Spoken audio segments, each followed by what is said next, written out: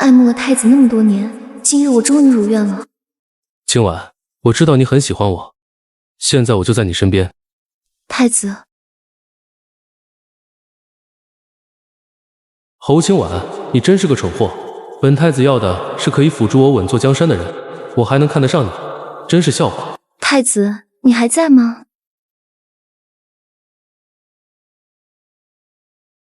侯清婉，好好享受你要的太子吧！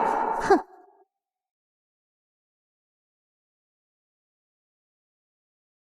侯清婉，你个贱女！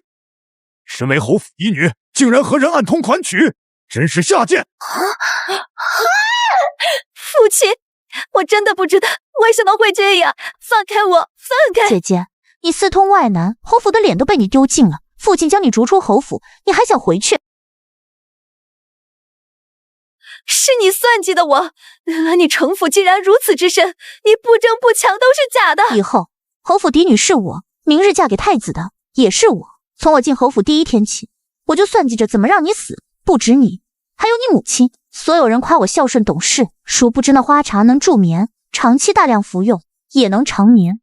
侯玉瑶，你这个贱人，没想到你如此恶毒！父亲，您听到了吗？侯玉瑶害死了母亲！哟，喊得如此声泪俱下，你以为父亲会听吗？若没你父亲的配合和允许，我和玉瑶怎会轻易将你除掉？如若不涉你私通外男之举，你朝中掌握兵权的祖父及当皇后的姨母，怎会善罢甘休？什么？我来告诉你为什么。因为我是未来穿越而来的人，我拥有那个世界的先进科技、文化、思想及艺术。太子得我就等于得天下，可这王权社会嫡庶有别，你若不死，哪有我出头之日？我的好姐姐，作为姐妹一场，妹妹送你一场。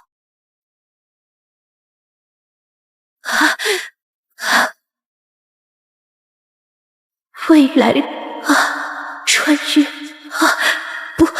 不甘心。小姐，老爷派人催促让您去前厅会见二小姐。会见二小姐？侯玉瑶回府的那一天，我重生了。我重生了。小姐，那二小姐一进府就打点全府上下，笼络人心，怕是不怀好意。连翠儿都能看清楚侯玉瑶不怀好意。上一世我低估了她，原来她早有害我之心。重来一世，我定要好好谋划。害我之人，我一个都不会。翠儿替我梳妆，我们去会会那个二小姐。母亲，听闻此药助眠效果甚好，玉瑶回来之时，特意找郎中开了1个月的量。喝完之后，你就不必为失眠的事情忧心了。还是玉瑶有孝心，归府前还记挂着你的病情，求此良药，不像今晚那丫头蛮横自私，心里只有她自己。玉瑶，这药治疗失眠的效果甚好，你有心了。母亲，您快喝吧，否则药就凉了。母亲不能喝。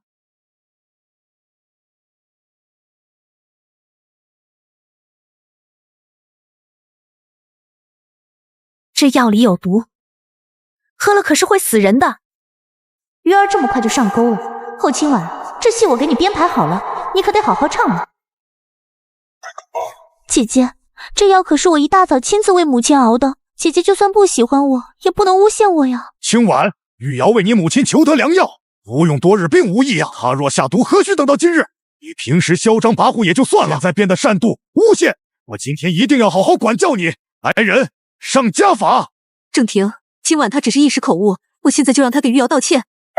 此药我已服用多年，哪会有毒？今晚你怎能诬陷玉瑶？快给玉瑶道歉！哼，道歉！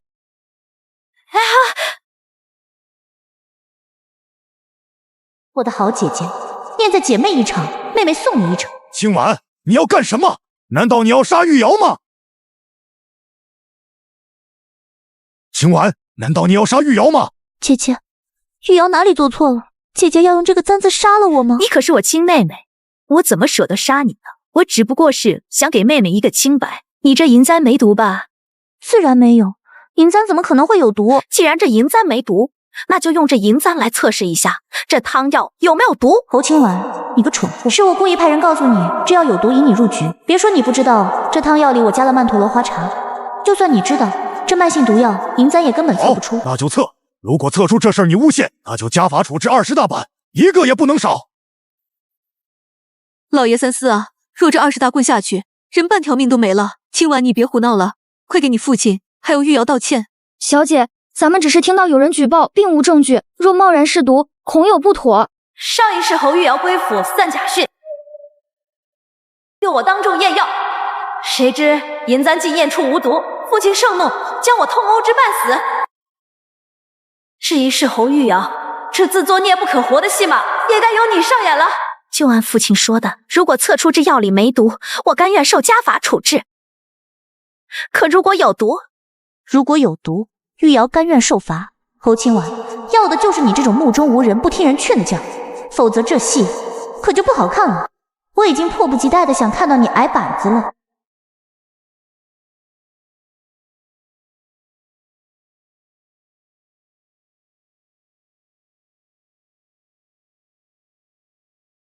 你们快看，银簪变黑了，有毒！这汤药真的有毒！这怎么可能？这不可能！侯玉瑶，你等死吧！侯玉瑶，你怎么都没想到，刚刚接过汤碗的时候，我趁机下了毒，想要打着孝顺的名义残害我母亲，再无可能。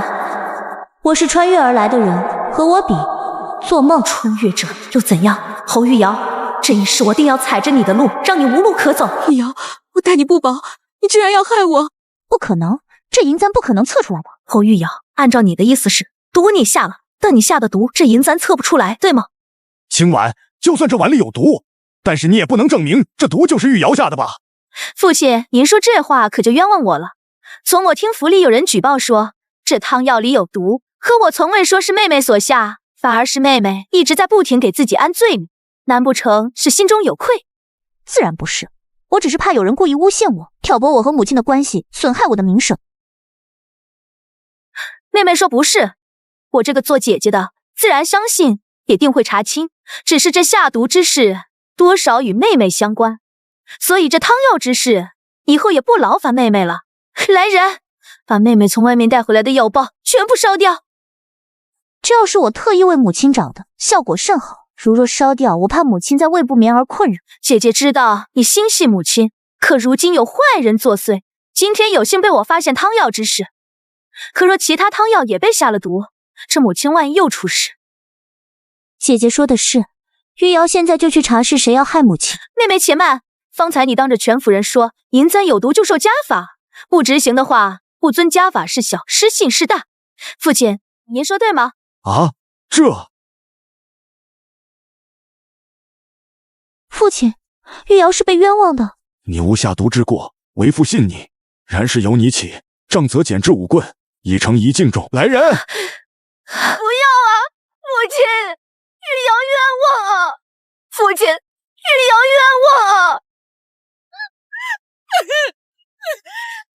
打！父亲，玉瑶没有下毒，玉瑶冤枉啊！停下！父亲若真的心疼妹妹，就此作罢便可。侯府家规遵循上百年，若妹妹破例一次，也无大碍。他看似为我求情，实则提醒父亲侯府百年家规破不得。侯清婉这蠢货，怎突然变聪明？难道先前无脑跋扈都是装的？还有那汤药，银簪本测不出，可为何？父亲，妹妹还在凳子上趴着呢，这打或不打，您得尽快做决定了。侯府家规不能破，玉瑶甘愿受罚。玉瑶乖巧懂事，委屈你了。你放心，贵妇一定会为你找回清白的。继续打！侯正廷同样是你的女儿，你可曾心疼过我一点？打！给我狠狠的打！20大板1个也不能少！打了5板子，你都心疼到不行。于是你可是打了我20板子，要了我半条命啊！比起侯玉瑶害我惨死，20板子又算什么？侯正廷、侯玉瑶，这才只是开始。这一世，我将不再顾及血脉之亲，你们欠我的，我定让你们现债现还。小姐，伤要好得快，为了半月后的皇家盛宴，您得忍忍了。侯清婉，你装无脑千金让我卸下戒心，害我矮板子，是我小瞧你了。可我是穿越者，皇家盛宴在即，那日我定要你身败名裂。翠儿，我现在需要你帮我做2件事。这第一件事，你去城南找张裁缝，让他按照此设计把这套衣服做出来。小姐，那第2件事是？这第2件，你去找城中最大的书铺，将这些书稿印刷1万份，在皇家盛宴开始的前一天全城发放。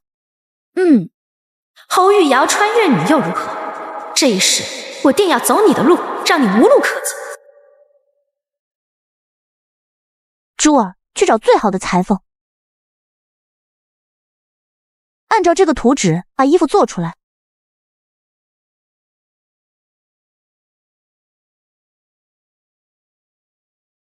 师傅，刚侯府2小姐的丫鬟珠儿拿了一张2小姐设计的服装图纸放在您桌上，您看一下。快，将侯府大小姐要做的衣服样式拿过来。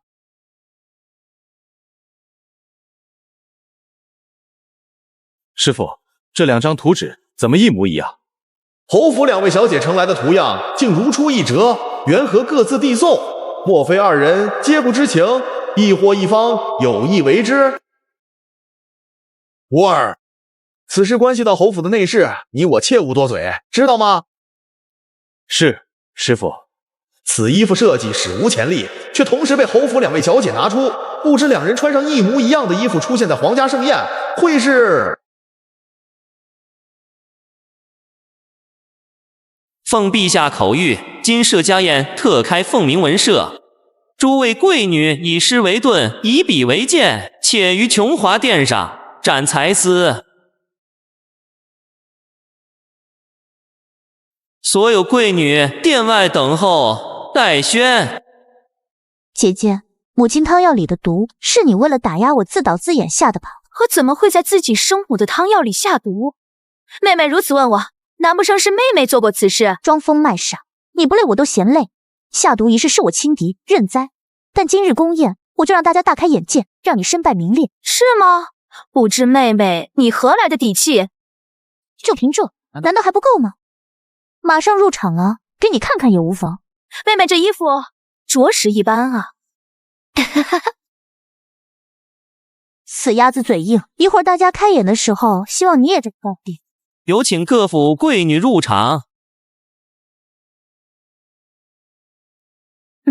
侯玉瑶，等我脱去斗篷，不知你的反应会是如何？先由侯府2位小姐侯清婉、侯玉瑶先行展示，脱斗篷去遮扇。怎么回事？清婉和玉瑶的衣服怎么一模一样？你们快看，侯府2位小姐的服装一模一样，难道是侯大人故意编排的？什么？我和侯清婉的服装一样？不，这不可能。侯清婉，你这个贱人，你竟然在我身边安插眼线，盗取我的创意！玉瑶，这是怎么回事？为何你的衣服和我如此一样？果然是外室之女，这大殿之上辱骂长姐一点规矩都没有。来人，掌嘴！皇后娘娘，玉瑶不是有意辱骂，只是姐姐不知何时盗取了我的创意，衣服与我一模一样。玉瑶大为震惊，这才失态的。妹妹何出此言？如果说衣服一样便视为偷窃，那我是不是也能说是妹妹偷了我的创意？后清婉，你少在这里贼喊捉贼！这件衣服是我一手设计的，在这之前从未出现过，是不是盗取的？你自己心里清楚。都给朕闭嘴！衣服一样而已，节目尚未表演，谁抄袭谁未免言之过早。对啊，衣服设计稿他侯清婉能偷，但这舞蹈我只在屋内单独跳过，想模仿我只会东施效颦，成为笑柄。陛下所言甚是，衣服一样也许只是凑巧，但是玉瑶的舞蹈加上这个衣服，在这个世界上一定独一无二。陛下不妨让我和姐姐分别表演一下，就能知道谁真谁假。据说侯家2位小姐不和，看来这一次真有好戏看了。陛下，婉儿身为侯府嫡女，自幼贤良淑德，她怎会做出抄袭之事？皇后娘娘，玉瑶急于证明，也是为了还姐姐清白。您作为姐姐的姨母，也不希望她身上有不清不楚的污点吧？姨母不必为婉儿忧心，既然妹妹想给婉儿清白，婉儿哪有不同意的道理啊？谁先谁后，妹妹选择吧。想让我先跳给你抄袭的机会？不可能！玉瑶身为庶女，岂敢争先？姐姐先请。为保公平，玉瑶愿于殿外后者，绝不窥视。玉瑶果然有侯府风范。好，玉瑶丫头退下，婉儿开始表演吧。侯清婉，跟我穿同样的衣服又如何？你知道穿这个衣服要跳什么舞吗？敢抄袭我，我定要让你看看什么是偷鸡不成蚀把米。月老公公了。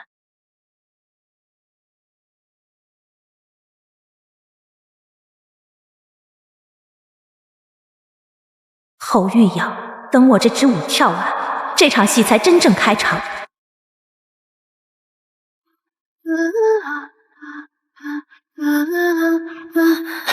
My love， 请别让爱掉落，别吵醒我的梦，能不能继续就像我？Love， 孤独把我吞没，心快要被撕破，贪恋你温热的怀中。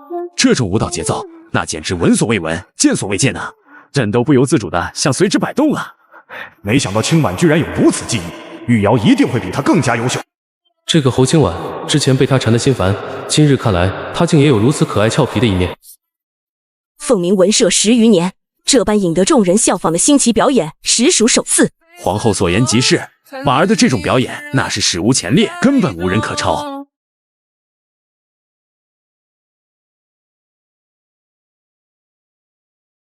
好，婉儿此舞让朕大开眼界。若真是你所创，那今年的行首便归你了。但如你真的抄袭，那就别怪朕无情了。婉儿绝不敢欺君。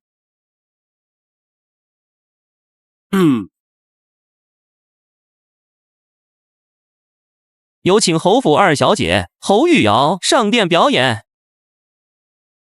乐师，这是我的乐谱。奇怪，这乐谱怎么跟清婉姑娘的一模一样？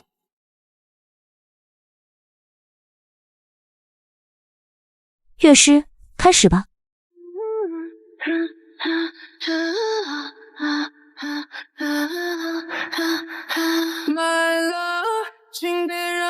这舞蹈怎么和清婉一模一样？难道玉瑶？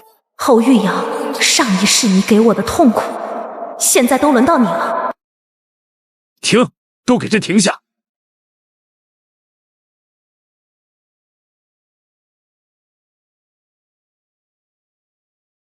侯玉瑶，你说为什么？你跳的跟婉儿刚刚跳的一模一样。一模一样？怎么可能？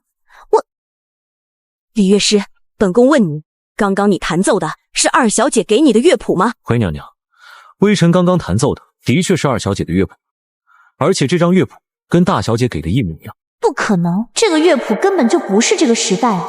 侯清婉怎么可能会知道？侯玉瑶，前世你仗着自己是穿越者，将我算计惨死，现在我重生了，只是把你带给我的痛苦一点点还回去罢了。侯玉瑶，你的乐谱舞蹈和清婉一模一样，你可知罪？你胡说！我跳的舞蹈，她怎么可能会跳？你放肆！皇后娘娘息怒，小女年幼，自小无人教导，初入侯府，见姐姐节目精彩，便起了歪念。皇后娘娘求您饶她这一次。侯清婉，一定是你暗中盗窃我的音乐舞蹈，还有我的衣服，你太卑鄙了！你敢打我？你目无长姐，我且不计较，但你敢顶撞皇后娘娘，无视父亲，父亲让你跪下谢罪，没听见吗？玉瑶，快跪下谢罪！娘娘，玉瑶并未刻意顶撞，只是太过冤屈，请听玉瑶解释啊。事实都摆在面前了，你还想解释什么？回娘娘，若玉瑶抄袭姐姐，为何让姐姐先跳？又何苦在我上殿后跳一模一样的舞深陷质疑？再者，进殿之前，她见我和她的舞服相似，却一声不吭。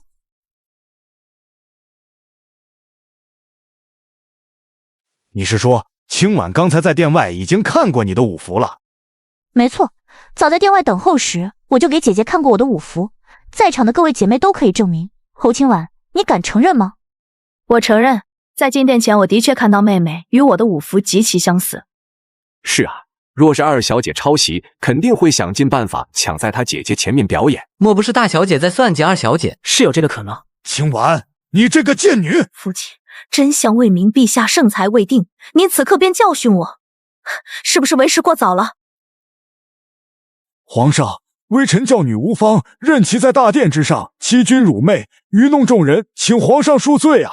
侯大人，陛下都未说婉儿欺君，你怎凭二丫头几句话就定婉儿的罪？皇后娘娘，恕玉瑶直言，姐姐犯错，您作为姨母撑腰无妨。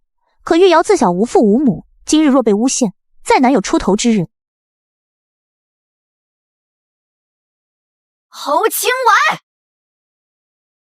妹妹，念及姐妹之情，我本不想与你纠缠，可你愈加放肆，竟无凭无据指责皇后娘娘。侯清婉在殿外时，你明明就看到了我的武符，却还设计在我之前跳舞，让我难看，那分明就是心虚，才不敢纠缠。在殿外，你的确让我看了你的武符，那是你嚣张自傲，故意才让我看的。在场的姐妹也都可以证明，凤鸣文社所有贵女入场之前都需穿披风，就是为了掩盖发型和服装，避免让旁人抄袭。可二小姐却当众主动透露给大小姐。是呀，我当时也是很疑惑。我当时也是疑惑，如今算是明白了。进殿之前，你故意让我看到你的武符，一是想让众人先入为主认定那武符归你，二是想逼我主动退出比赛。好像是这么回事。二小姐怎么这样啊？侯清婉，你胡说，你颠倒是非！陛下，玉瑶有证据，有侯清婉抄袭我的帖证。铁证？你有何铁证？衣服，就是这件衣服。侯清婉，我问你，衣服的图稿是你设计的吗？是第一时间送到裁缝铺缝制的吗？是，我设计好后就让翠儿去城南找张裁缝制作的。巧了，我设计的图稿做完后也是送给了他。我的好姐姐，你可知张裁缝有个规矩，每天只接一单客人，谁是最后送去的，那么谁就是抄袭者。没错，两个人不可能创作出一模一样的衣服，最后到张裁缝铺的才是真正的剽窃者。皇上，玉瑶恳请将城南张裁缝请到殿上，为我证明，洗刷冤屈。婉儿，你呢？臣女问心无愧，何惧证明？宣，张裁缝上殿。这衣服的设计图稿，这个时代根本就没有。就算你偷了图稿拿给张裁缝的时间，肯定也比我晚。侯清婉，你死定了！张裁缝道：草民张百济叩见皇上。张裁缝正问你，你是否为侯府两位小姐做过一模一样的衣服？回皇上，是的。那你可记得两位小姐去的时间？张裁缝，你快告诉皇上，我姐姐侯清婉是不是比我晚了一日？二小姐何出此言？草民记得清楚，两位小姐都是派贴身丫鬟前来，大小姐是4月初7，二小姐是4月初8，比大小姐晚一日。原来真是二小姐抄袭啊！肯定是二小姐抄袭，难道真是她？怎么回事？难道真是二小姐抄袭？不可能，绝对不可能！不可能，绝对不可能！张裁缝，本宫问你，你确定婉儿比玉瑶提前1天去找你做衣服吗？草民句句属实，不敢欺君。你胡说！皇上一定是侯清婉收买了他。草民一天只接待1位客人，全城皆知。况且南城人流众多，清婉小姐贴身丫鬟翠儿前来，并非草民一人看见，百姓皆可作证。一些民众而已。侯清婉有钱有势，收买他们不是轻而易举吗？放肆！大殿上大放厥词，给朕自己掌嘴！玉瑶，动手吧！朕的子民，如果如你所说，皆可用来收买，那朕这天下成什么样子了？张裁缝，你退下吧。草民告退。皇上，小女鲁莽，口不择言，还请皇上恕罪。皇上，民女口舌蠢笨，并非有意辱骂民众，只是民女太过冤屈。够了，几经证明，都是你抄袭了婉儿。婉儿在大殿之上，并未与你发生半句争执，你何来的委屈啊？来人呐，把她给朕带下去。皇上，求您再给玉瑶一次机会，我还能证明。皇上，侯玉瑶抄袭事实，在座之人昭然可见，我看就没有必要再给他机会戏耍众人了吧。皇上，我敢说如此新颖的节目，侯清婉她只有这一个，而我还有许多个。您再给民女一个机会，等我表演完，定会证明抄袭之人不是我，而是侯清婉。你是说，类似这种标新立异、史无前例的节目，你还有很多？回皇上，玉瑶除了舞蹈，还有许多前所未有的歌曲，等众人听完之后，定能证明。回皇上，玉瑶除了舞蹈，还有许多前所未有的歌曲，等众人听完之后，定能证明。好，那朕就给你这个机会。倘若你还是在戏耍大家，那朕必重罚你。玉瑶不敢欺君。开始吧。侯清婉，别妄想用这支舞蹈给我扣抄袭罪名。我来自现代，拿出的歌全是独创，你怎么跟我斗？这是什么啊？这是什么？没见过。想抄袭我，你能做出这种话筒吗？侯玉瑶，上一世你用那些歌将我踩在脚下，这一世我定要让你尝尝这滋味。素配勾勒出情话，笔锋浓转淡。此曲既陌生新奇，又不失古典韵味，让朕耳目一新。若真是玉瑶所创，那抄袭之事怕是要重新定论了。玉瑶小姐单凭这首曲子就足以惊艳众人，怎会抄袭？这跳舞的事，说不定真是大小姐贼喊捉贼。天青色等烟雨，而我在等你。这歌侯清婉怎么会唱？还有那话筒侯清婉怎么也有？这歌侯清婉怎么会唱？好好好，太棒了！侯玉瑶，没想到吧？你的歌我会唱，你的话筒我也有。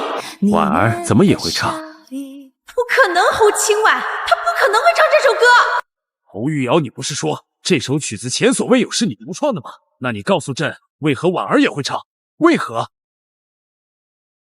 皇上，侯清婉不仅抄袭了我的舞蹈，还抄袭了我的歌曲，还请皇上明鉴。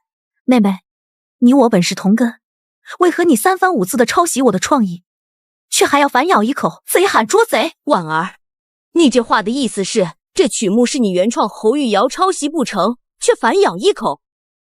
此曲目名为《青花瓷》，是婉儿独自创作。侯清婉，你闭嘴！明明是你剽窃我的歌，还在这颠倒是非。好，你不是会唱吗？这类歌曲我侯玉瑶多的是，我就不信每一首你都会唱。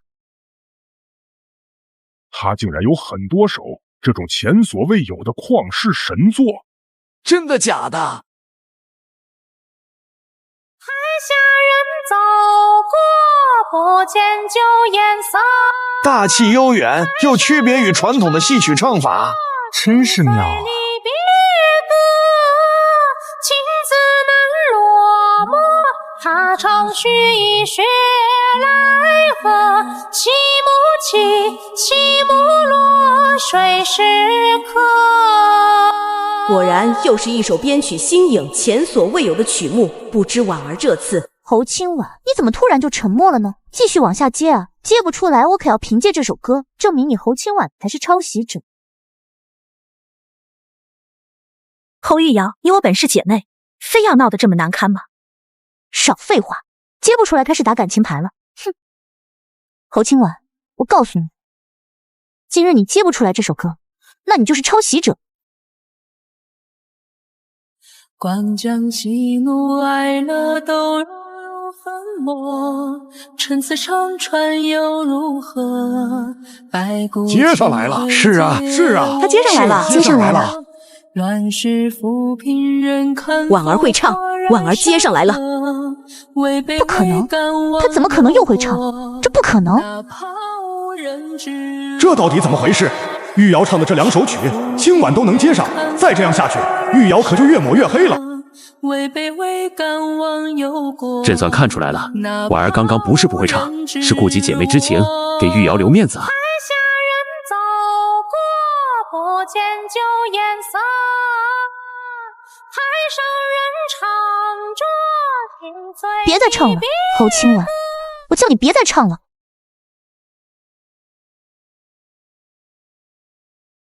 妹妹，我本不想唱，可你步步紧逼，抄袭我的曲目，还要上演贼喊捉贼的戏码。就算我们是血脉之亲，也绝不会再纵容你了。侯清婉，你闭嘴！你以为接上我2首歌就能颠倒是非，把抄袭的罪名扣在我的头上吗？想都别想！你唱的2首曲目，婉儿都接上来了，你还有什么好说的？才2首歌而已，我刚刚说了，此类歌曲我侯玉瑶多的是，你能保证每一首都能接上吗？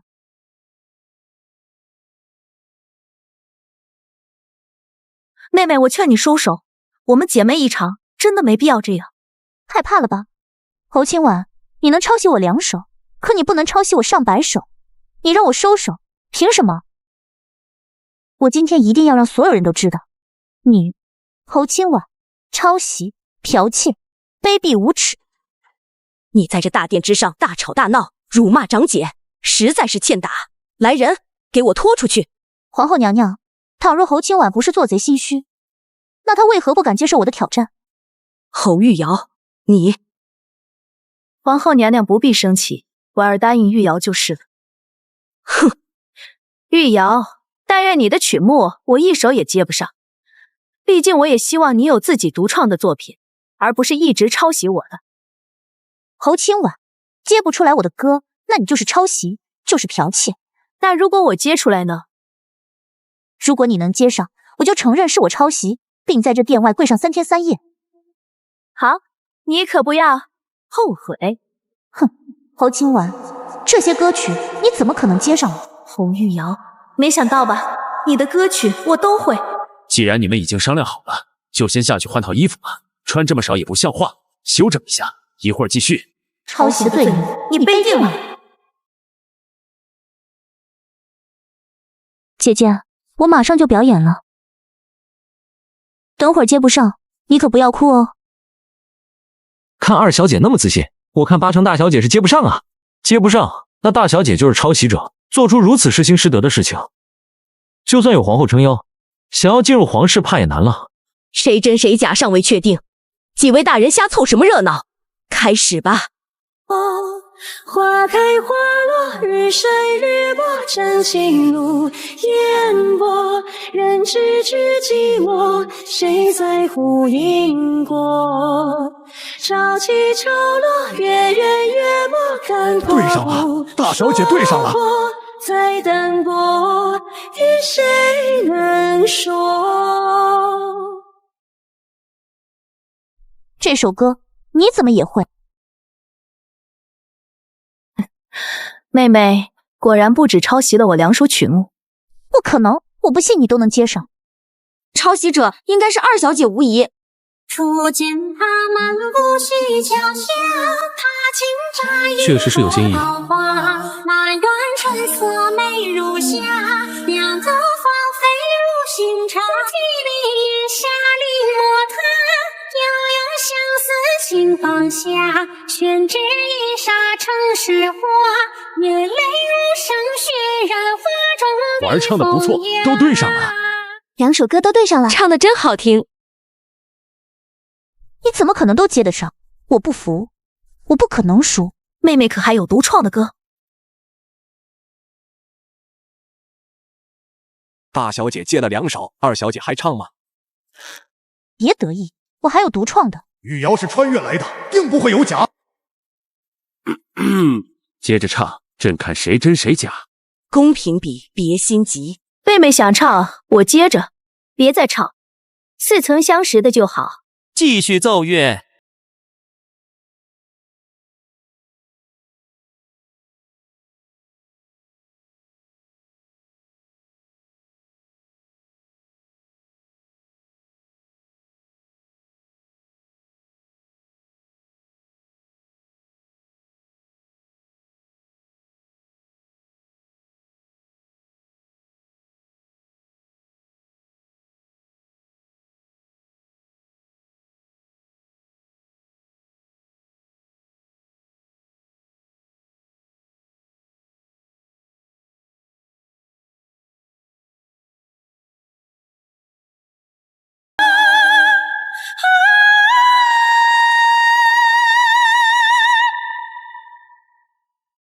不可能，你怎么会？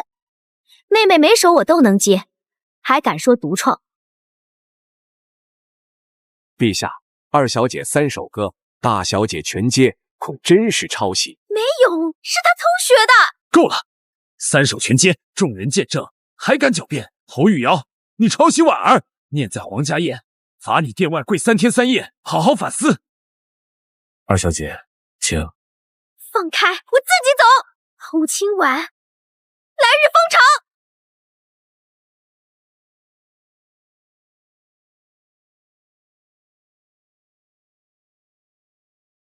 这个侯清婉怎么也会唱，一定是乐师把我的乐谱给了他。凤鸣文会乃我皇家盛宴，朕绝不允许再有此类抄袭事情发生。是，臣等遵旨。歌舞类，接下来该哪位贵女表演了？宣吧。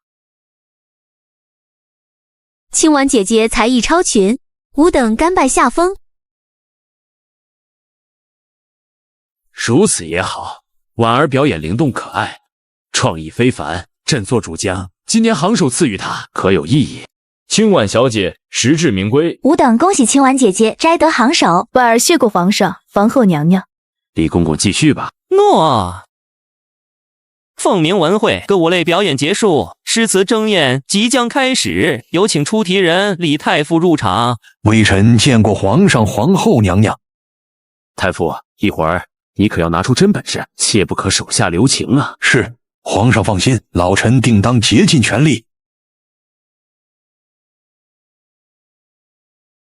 李公公，开始吧。众贵女出列，行礼。见过老师。那老夫就要开始了。这第一回合是对对子，第二回合是选题作诗。对对子，诗词在歌舞上被你侯清婉算计，但这诗词在我脑中上百首，我可从未透露。这一次我看你还怎么拦我。各位小姐，请听题：春风拂柳绿，秋雨染枫红。对得好。听闻清婉小姐自幼喜读诗词，天赋异禀，今日一见，果然如此啊！老师过奖了。梨花院落融融月，柳絮池塘淡淡风。落木千山天远大，澄江一道月分明。三山半落青天外，二水中分白鹭洲。侯清婉，你为了追本王也真是花心思了。也对，当上行首总比整日缠着我更有机会当上太子妃。山静晨清，水参如是观。天高云浮，月欲本来新。对得好，看来今日老夫必须拿出点看家本事，才能难得住清婉小姐了。老师谦让了。看此情景，大小姐今日拿走2个行首，势在必得。恭喜侯大人了，这国丈之位怕是稳妥了。王大人，您说笑了，当了国丈又如何？还不是被沈家和皇后压着？哪有我出头之日？还是得指望玉瑶。她是穿越之女，能助我成为一国之相，掌握实权。可如今她跪在大殿之外，还有机会拿到行首，成为太子妃吗？海水潮，朝朝潮，朝潮朝落。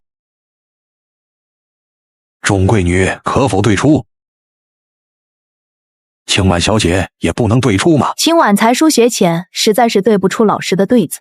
此对子当真无人对出吗？浮云长，长长长，长长长啸。对得好，对得好。不知殿外是何人作答？太傅，是小女玉瑶，她犯了错，被罚跪殿外。许是听闻对子无人能对，一时情急才接了您的对子，还望太傅海涵啊！没想到侯大人的小女竟也如此多彩。皇上，臣不知二小姐何错，但她身为贵女，又对上老夫的对子，能否容她暂且过来，与臣再对一对，而后再去受罚？既然太傅都开口了，那就先让玉瑶丫头进来吧。皇上，皇后不过一个诗会，有才者皆能上台切磋，想来清婉也不会介意的是吧？清婉自然不会介意。侯玉瑶，我可盼着你入局呢。宣玉瑶小姐进殿。侯清婉，这一次在殿上，我定将你永远踩在脚下。玉瑶见过老师。刚刚那对子可是你对的？是小女所对，幸好之前刷到过这对子，觉得有趣就记下了。侯府果真是才女辈出，甚好甚好。那为师再出一联，你若对出，为师甘拜下风。老师，请出题。上百首诗词，总有一句应该能用上的吧？天上月圆，地下月半，月月月圆，逢月半。这死老头出的什么题啊？记了那么多诗词，竟没一个能派上用场。玉瑶小姐，你可想好了？老师，玉瑶已有所想，不过条件姐姐刚才似要开口，想必比我想到的更早，还是让姐姐先来吧。妹妹误会了，这题难度颇大。我不会。不会？她不会，其他人更不用说了。怎么办？我也不会啊。其他贵女可有想出来的？既然姐妹们都对不上老师的对子，妹妹就别藏着掖着了，赶紧说出你的答案吧。姐姐不急，妹妹现在就说。我记得在现代时，这副对联感觉好像能对上。不管了，先用上再说。今日年尾，明日年头，年年年尾皆年头。不知这能否对上老师的对子？果然，这一试，他还是用这句应对。好，甚好，果然是才女啊！不知玉瑶小姐除了对对子，命题作诗是否也颇有造诣？还真被我蒙对了。我最难的是对对子，命题作诗。我脑里那么多诗词，这不是信手拈来吗？小女不才，愿意一试。好，接下来进入命题作诗环节。第一题，以春天为题，开始作诗。好雨之时节，当春乃发生，随风潜入夜，润物细无声。春雨悄无声息地滋润着万物，来表达春天无私奉献的精神。好诗啊，好诗！怎么办？这一局婉儿完全处于劣势，风头全让侯玉瑶给抢了。没想到这玉瑶丫头在诗词上竟如此天赋异禀，侯府可真是出奇女啊！谢皇上夸奖，你就得意吧，侯玉瑶。只有把你捧上云端，才能让你跌得更狠。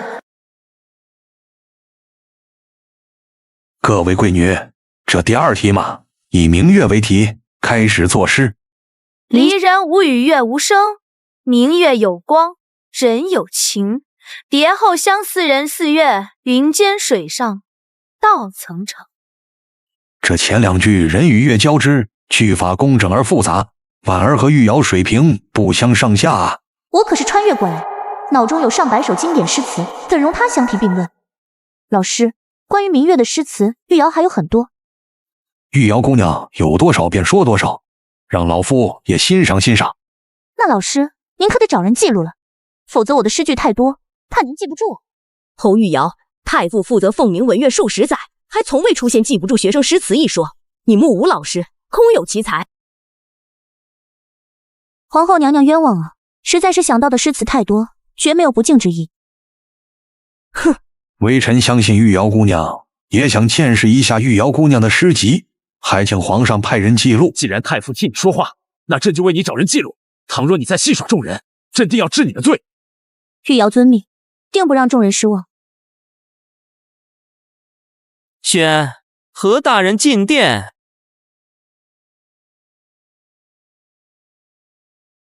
玉瑶小姐，可以开始了。床前明月光，疑是地上霜。绝句，绝句啊！举头望明月，低头思故乡。侯玉瑶，剧本我早就给你写好了，高潮要来了，你可要好好的展现给众人看啊！独坐幽篁里，弹琴复长啸。深林人不知，明月来相照。如此短的时间之内，竟能创作出2首佳作，玉瑶姑娘的才情非一般人能比啊！明月别枝惊鹊，清风半夜鸣蝉。到花香里说丰年，听取蛙声一片。凤鸣文社举办10余载，还是第一次看到此番场景。如此下去，恐怕要载入史册啊！玉瑶果然是穿越之人，此等佳句信手拈来，看来我的选择没错。以后玉瑶定能实现我的宏大抱负。春花秋月何时了？往事知多少？花间一壶酒，独酌无相亲。举杯邀明月，对影成3人。戍鼓断人行，边秋一雁声。露从今夜白，月是故乡明。诗仙下凡，诗仙下凡啊，为师真是自愧不如啊！春风又绿江南岸，明月何时照我还？哼，坏，高潮马上就要来了。人有悲欢离合，月有阴晴圆缺，此事古难全。但愿人长久，千里共婵娟。到了，就是这一首了。等一下，但愿人长久，千里共婵娟。这首诗我好像在哪里看到过。你说什么？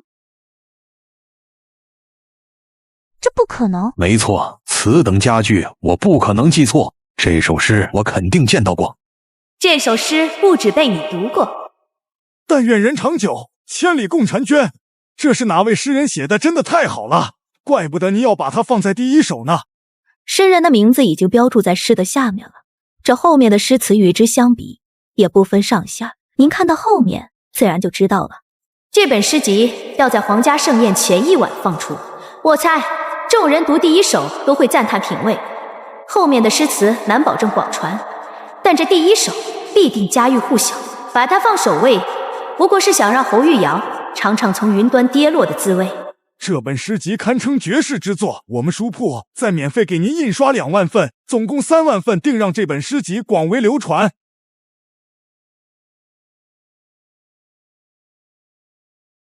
不瞒太傅，这首诗我也读过。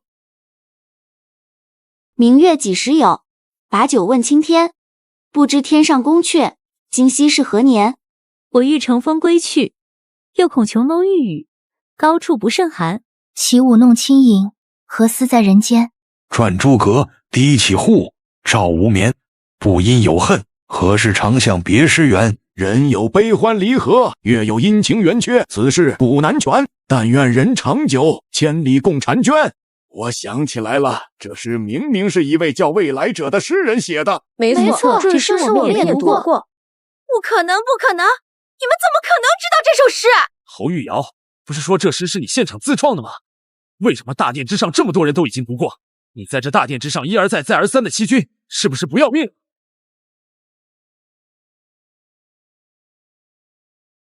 侯玉瑶，不是说这诗是你现场自创的吗？为什么大殿之上这么多人都已经读过？你在这大殿之上一而再再而三的欺君，是不是不要命了？皇上，玉瑶不敢。可是这个诗真的是我创作的，他们怎么可能知道？你还嘴硬！太傅和大人，还有其他几位大人，包括这几个丫头，在你之前都读过这首诗。你说这首诗是你现场自创的，难道是他们集体撒谎害你不成？皇上明鉴，老夫负责凤鸣文化诗词类数十载，一向公平公正，爱才惜才。刚才玉瑶小姐的前几首诗，老夫确实是真自愧不如。可这最后一首诗，您又为何把别人的硬说成是自己的呢？不可能，这就是我自创的。侯清婉，又是你，是不是你买通了他们，故意陷害我？侯玉瑶，你之前风头出尽，婉儿可一句话都没说，是你自己品行不端，被人戳穿，你还在这诬陷婉儿，真是可恶至极。妹妹，从你再次进殿以来，我听到你的诗词便自愧不如。为了不影响你的发挥，我未曾说过半个字。你为什么要把这莫须有的罪名安到我的头上？玉瑶姑娘，你身为侯府贵女，说话怎么能如此没有分寸？老夫一生清明，岂可能被他人收买？再说你这首诗有这么多人读过，难道他们都被清婉姑娘收买了吗？这到底是哪里出了问题？侯清婉难道也穿越了？不可能！如果他也知道这些诗句，那刚刚他必定会抢在我前面念出这些诗句，到底怎么回事？玉瑶，你快说，到底这是怎么回事？不对，你们不是说看过这首诗吗？那你们告诉我，在哪儿看的？老夫最近一直在准备凤鸣文社之事，这诗在哪儿所看，一时竟想不起来。我看你不是想不起来，是压根就没有看到过，故意诬陷我的。你，玉瑶小姐，太傅年事已高，最近又公务缠身，记不起来很正常。你以此来污蔑太傅，是不是有失侯府风范？何大人教训的是，玉瑶，赶紧给太傅道歉。何大人，太傅说他看过我做的那首诗，却不说出处，玉瑶怀疑也实属正常。你那么想知道出处，那我来告诉你，太傅想不起来，我可记得一清二楚，并且随身携带。现在我就拿出来，让大家看看这首诗是你现场创作还是抄袭。我也看过，肯定是抄袭。何大人，既然随身携带，那就赶紧拿出来。这诗在这个时代根本就没有，我不信会有印刷成册的诗集。是皇后娘娘。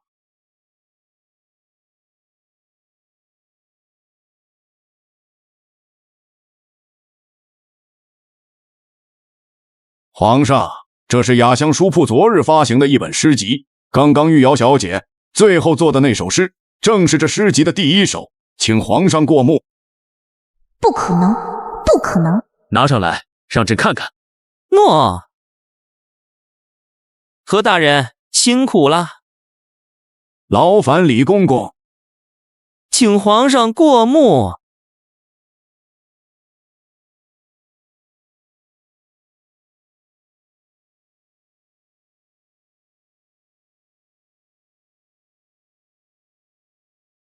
这侯玉瑶，戏该结束了，你也该完了。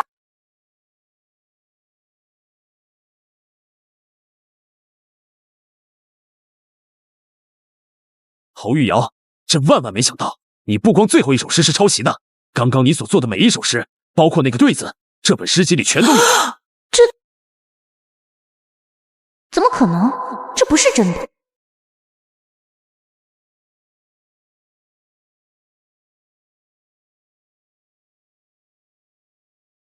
没错，这本册子是昨晚书铺送到我府上的。我因为太忙，只看了第一首诗：窗前明月光，疑是地上霜。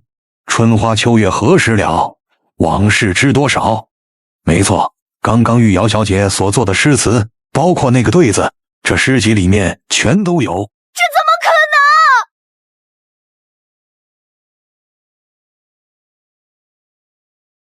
不可能！这些诗怎么会出现在这诗集上？这到底是为什么？侯玉瑶，你疯了！大殿之上，岂容你这般放肆？来人，按住他！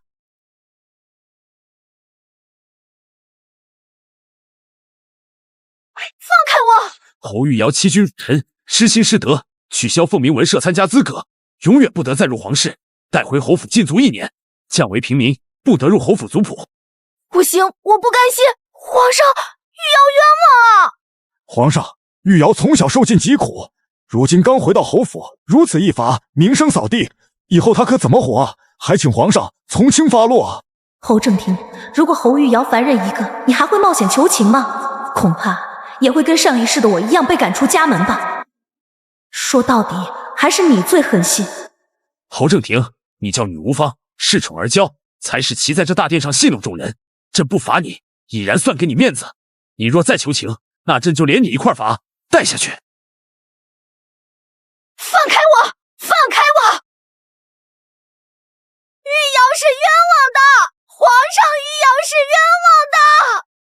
朕万万没想到，同是侯府之女，比起婉儿，这玉瑶竟如此差劲。太傅，这诗会的行首应当还是婉儿吧？回陛下，结合刚才表现，这行首非清婉小姐莫属。婉儿喜得双行首，朕如果再不松口，恐不能服众啊。婉儿、玉儿，你们上前来。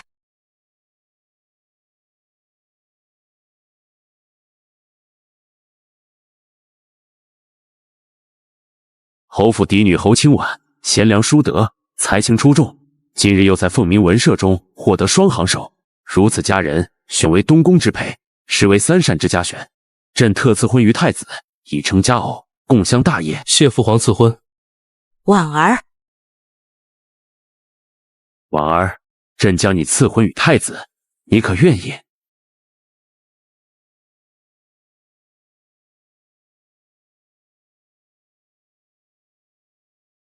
顾景玉，上一世你联合侯玉瑶害我惨死，我怎会愿意？婉儿一直对太子倾心，怎会不愿意呢？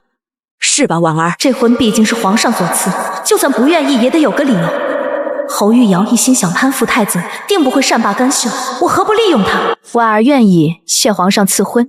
装什么矜持？纠缠了我这么久，费那么大功夫，还不是就为了这一天？如此也好，毕竟你身后有沈家，还有皇后，他日定能助我顺利登基。上一世侯玉瑶得到行首，但并未赐婚给太子，那他们是什么时候勾搭上的呢？侯玉瑶又是利用什么东西让太子们甘愿伙同他害我呢？等回侯府，我定要一一查明。父亲，你说什么？太子明日要来府上？没错，婉儿与太子订婚后，未曾主动见过。皇后得知，担心二人生气，特携太子前来探望。侯清婉她不是一直缠着太子吗？现在得到了，又来欲擒故纵那一套，真是贱人。现在不是跟他置气的时候。太子明日来府，你有什么打算？我准备告诉他，我是穿越女，能帮他在最短的时间内当上皇帝。小声点，你现在告诉他，他能接受吗？没有时间了，我现在怀疑，除了我还有其他穿越者。你说什么？还有其他穿越者？